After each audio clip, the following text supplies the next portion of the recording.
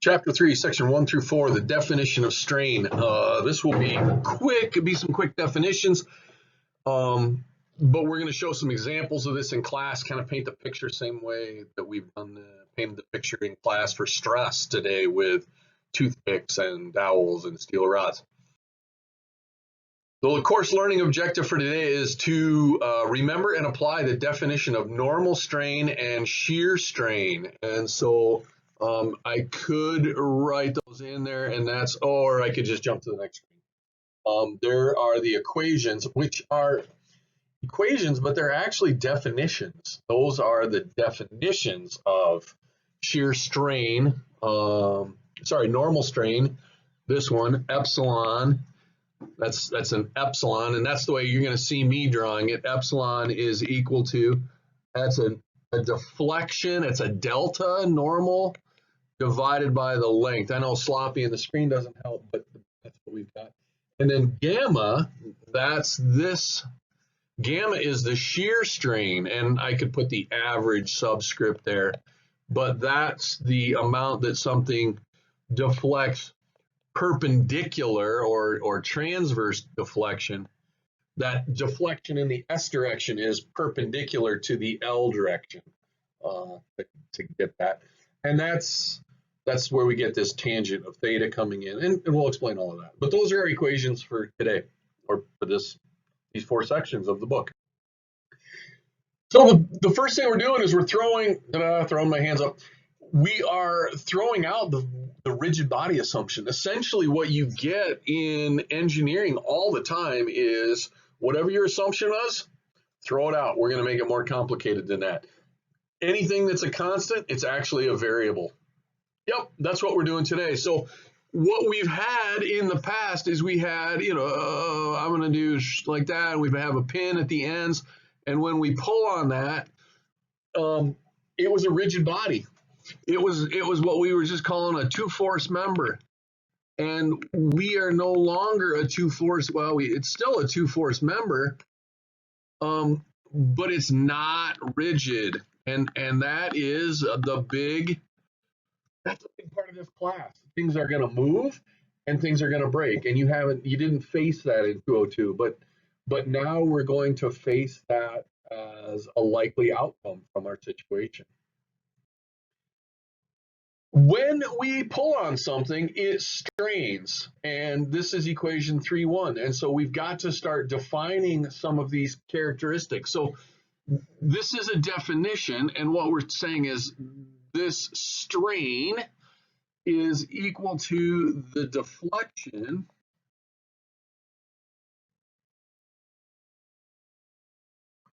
divided by L, which is the original length.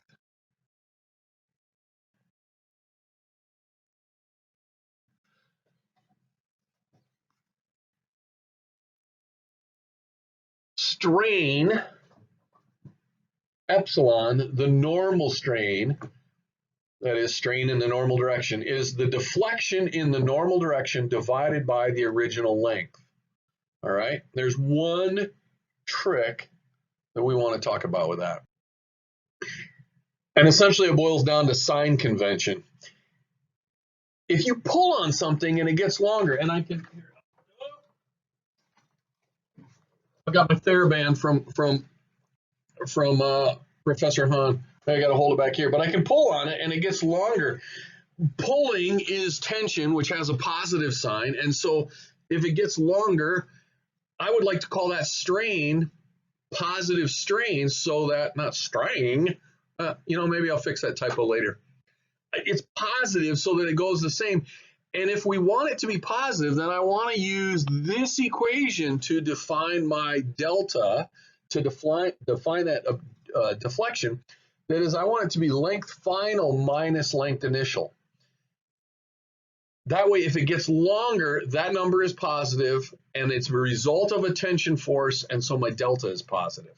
So there's our one trick. So that may mean that now our equation might look like length final minus length initial over length initial.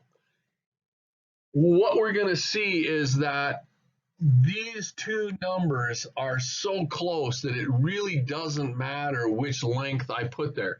So you're probably not going to see length initial, you're just going to see length. Where length final and length initial are different, you can put either one down below. You could put either one here, and it wouldn't make a difference in your answer.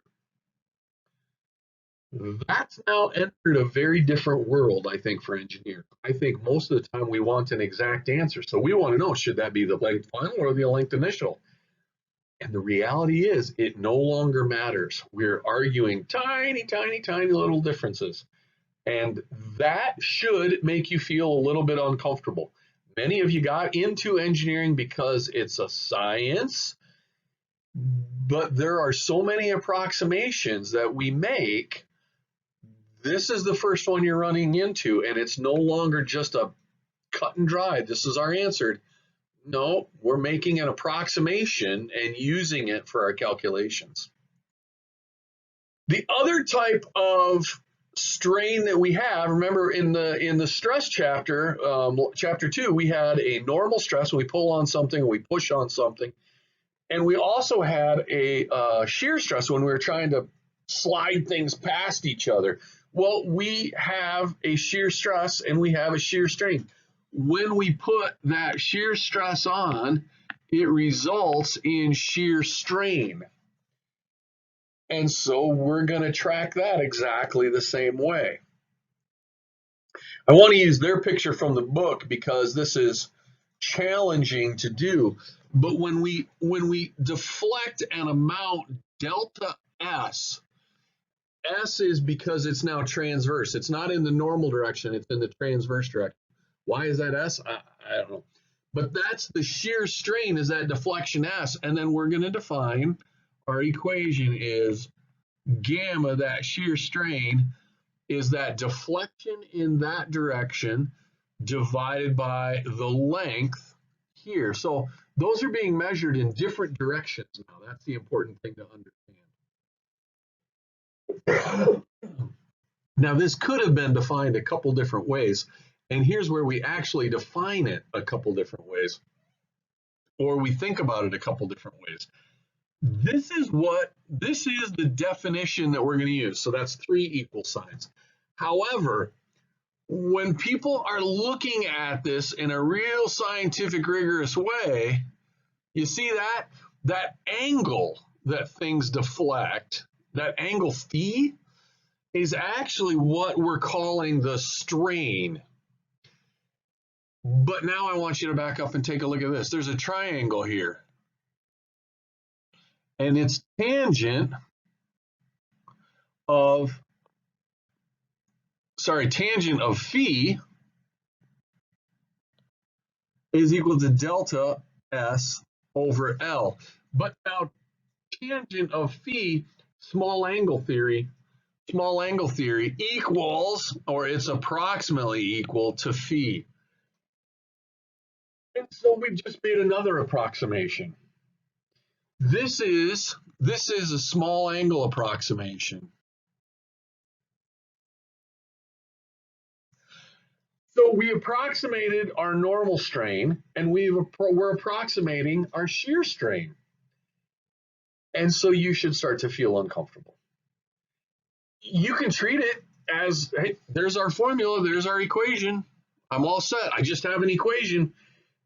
But the reality is, inside that equation, we've already made some approximations. That's why it's more accurate to represent this as a definition, not as an equation. We don't see those things to be equal. It's just how we're defining them. And that, I understand, could be problematic for you. The sign convention for shear strain is that positive shear causes a positive shear strain. Positive shear stress causes a positive shear strain. So if I take my little stress cube and I put a strain on it, oh, that's wrong. That was wrong. Sorry. That one. I haven't done that. I don't know that I've ever done that in 5 years.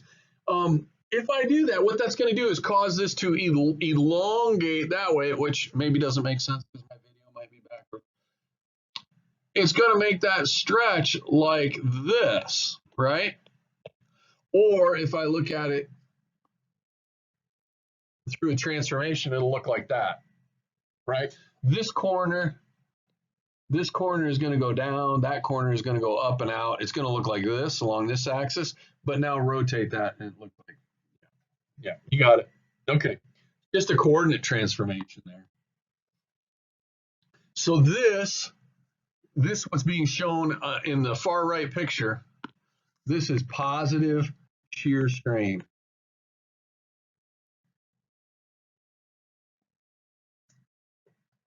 All right. Units of strain. Well, all right, let's take a look at this first equation. What are the units for delta? As I measure that distance, what are the units for delta? Right, their length. In length. I don't want equals. I want it's in units of length. What are the units for L? Yeah, length, right. Right. So the units for epsilon? None. Unity. There are no units. But I'll give you a secret. When we strain things, when we pull them, not this case, right? I can stretch that quite a bit, but that's why I have this, is because it's a great visual aid. It doesn't represent other real materials. I can't strain a toothpick. I can't strain a steel rod, but I can strain a rubber band. When I start straining a piece of steel, we're looking at very, very, very small strains. Strains that are going to look like, there'll be a number like 500 micro. And then I can put inches per inch, or it could be meters per meter. It doesn't matter. Those both of those cross out.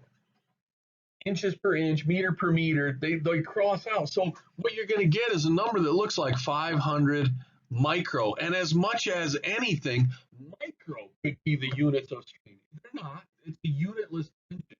But that's what you get. Now, what do you get with the shear strain? Well, it's the same thing. You have a length divided by a length, you get no units. There are no units. It will almost always have a 10 to the negative 6. And you don't have to do the 10 to the negative 6. There are numbers that'll be in the 10 to the negative 4, 10 to the negative. But it's small. It is small. And so keep that in mind when you run through the problems. It's really, really, really, really small. I was going to have 6, but I've got 4, and that's because it's 10 to the minus 4 or 10 to the, it's really often listed as 10 to the minus 6. That was my 500 E negative 6. The next video we're going to look at is we're going to do, I guess we're going to do it in 2 different videos. We're going to look at example problems 3.1 and 3.2, 2 different videos. There is no picture for 3.1. It's a word problem, so it takes back to our younger days. See you in a bit. Take care.